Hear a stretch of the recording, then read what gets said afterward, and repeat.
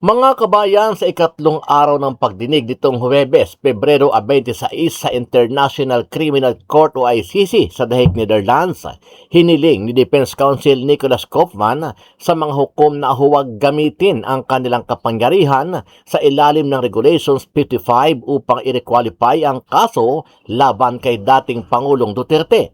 Kung magpapatuloy ang korte, dapat atasan ang prosekusyon na muling isumite ang mga dokumento ng mga sakdal at ang pre-confirmation brief na may kaukulang mga pagbabago ayon kay Kaufman.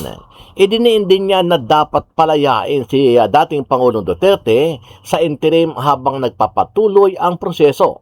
Dagdag pa ni Kaufman na walang sapat na basihan ang mga ebidensya na ipinakita ng ICC dahil puro speech lang daw ito ni dating Pangulong Duterte at walang aktual na pamamaslang. Eto, panoorin po natin ang mga naging kaganapan kahapon sa ginawang pagdinig dyan po sa The Hague, Netherlands sa International Criminal Court o ICC.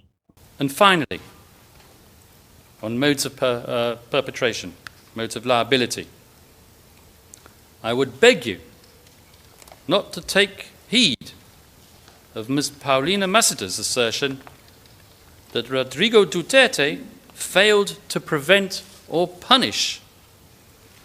The prosecution has not charged command responsibility under Article 28. And the reasons for that are clear. It is the same reason why it cannot prove ordering. There is no ascertainable chain of command descending from Duterte at the top via the co-perpetrators, so-called co-perpetrators, all the way down to the crime base. As I said, it all breaks down at the level of the co-perpetrators. And I would ask you very respectfully not to exercise your discretion to requalify pursuant to Regulation 55 of the regulations of the court. But if you do, and you shouldn't, I respectfully submit, you should order the prosecution to resubmit its document containing the charges and its pre-confirmation brief as amended, and to release Mr. Duterte in the interim. Katatapos nga lang ng third day ng confirmation of charges si Pangulong Rodrigo Duterte, at this time around ang depensa naman ang nagpakita ng mga ebidensya o nagpabulaan ng mga alegasyon ng prosekusyon laban kay Pangulong Rodrigo Duterte. So matotal, sabi nila, no smoking gun, walang causal link ang ebidensya at hindi sapat ang ebidensya na binigay ng prosekusyon. Ang dating Pangulo umano ay nasa konteksto ng law enforcement at self-defense at hindi utos para pumatay. Yan ang pinakabuod ng kanilang naging defense today. Nakatuon ng depensa sa pagbasag sa argumento ng prosekusyon, lalo na sa kakulangan umano ng direktang ugnayan sa pagitan ng mga pahayag o polisiya ni Duterte at ng mga aktual na pagpatay. So dito din tinalakay niya yung sabi niya, no common plan, yung dead list ipinakita ng prosekusyon at talagang wala naman daw ebidensya na inutos si Duterte sa mga pagpatay. At sabi rin ni Attorney Kaufman, sinabi niya sa prosecution na mag-resubmit na lang kayo ng documentation nyo of charges versus kay Duterte. So ito lamang yung mga sinambit, mga pinresenta or sa submission on the merits of the case ng legal defense ni Pangulong Rodrigo Duterte. So far, nakaabang kami ngayon dito media doon sa mga lalabas sa gallery para magtanong kami ng mga reaksyon nila dito sa katatapos lamang na confirmation of charges the third day. So tomorrow, it's going to be the fourth and last day of the confirmation of the charges. May continuation of submission on the merits dyan ng depensa. Pagkatapos magkakaroon ng closing statement ng depensa, ng prosekusyon at saka ng biktima via their legal counsel. Ito naman at Doon naman sa follow-up ano kung hindi kasi after ng closing statement merong review ng detention facility si Pangulong Rodrigo Duterte. 1 hour yung magiging proseso diyan pero yun nga the other day nagpasa na po si Pangulong Rodrigo Duterte and he's waiving his right to attend this hearing at pinayagan naman siya ng prosecution ng pre-trial chamber rather ano na hindi dumalo dito sa naturang hearing na ito. At ito ay isang tulad ng aking nababanggit ng mga nakarang araw, itong detention review na to ay isang procedural requirement lamang under the ICC rule ano. This is to justify kung bakit ba dapat nandoon pa sa kusodian ng ICC detention facility ang isang akusado or ang isang respondent ano. At yun muna yung mga nangyayari dito sa The Hague, Netherlands. Balik sa inyo dyan, Mayan and Bok. Bok, so yung argumento ni Atty. Kaufman is there is no direct link between the President's pronouncements, his public policy, and yung mga killings na nangyari sa drug war? Did I get that right? Yes, oo. Tapos isa pa dun sa sinabi niya, dinefine din niya yung salitang tokhang ano. Sinasabi niya na ang tokhang ay isang legitimate policy dahil according po yan doon sa memo na ginawa ni then PNP Chief Senator Bato de la Rosa na sinasabi niya tinitwist ng prosecution no. Sinabi niya na sa prosecution ginawa nilang modus operandi naging criminal act itong tokhang na to when in fact sa memo ng PNP ito ay isang legitimate policy lamang ng organisasyon.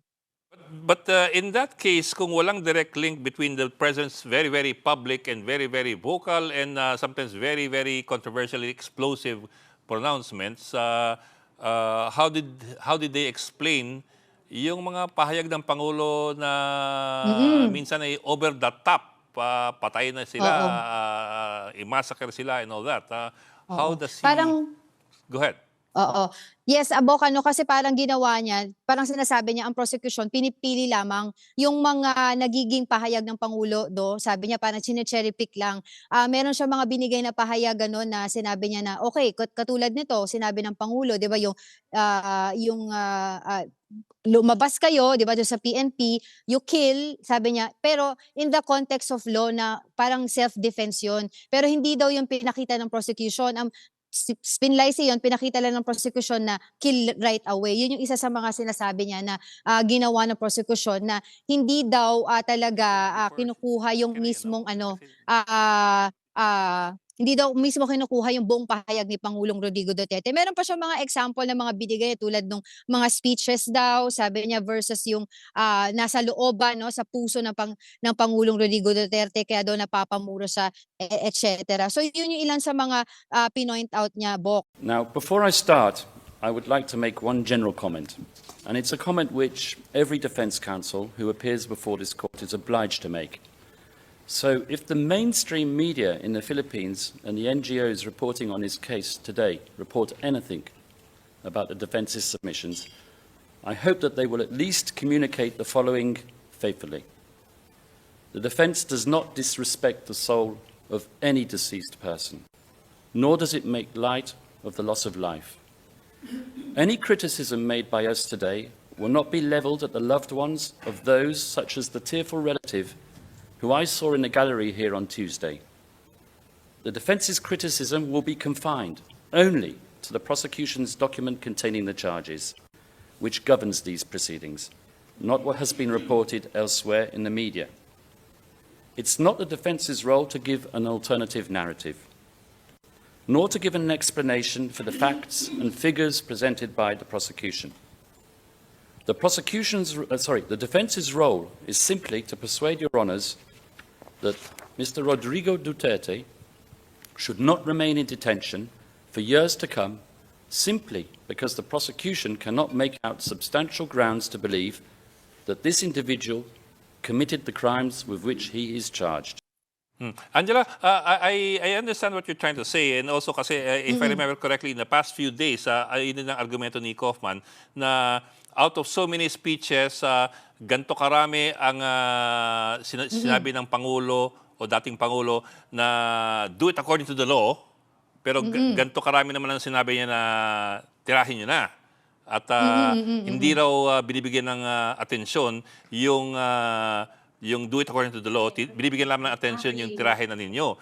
But Totoo. hindi ba ano rin yun na parang sinabi mong walang kasalanan ng isang tao dahil minsan sinasabi niyang huwag ka magkasala, pero minsan sinasabi niyang magkasala ka.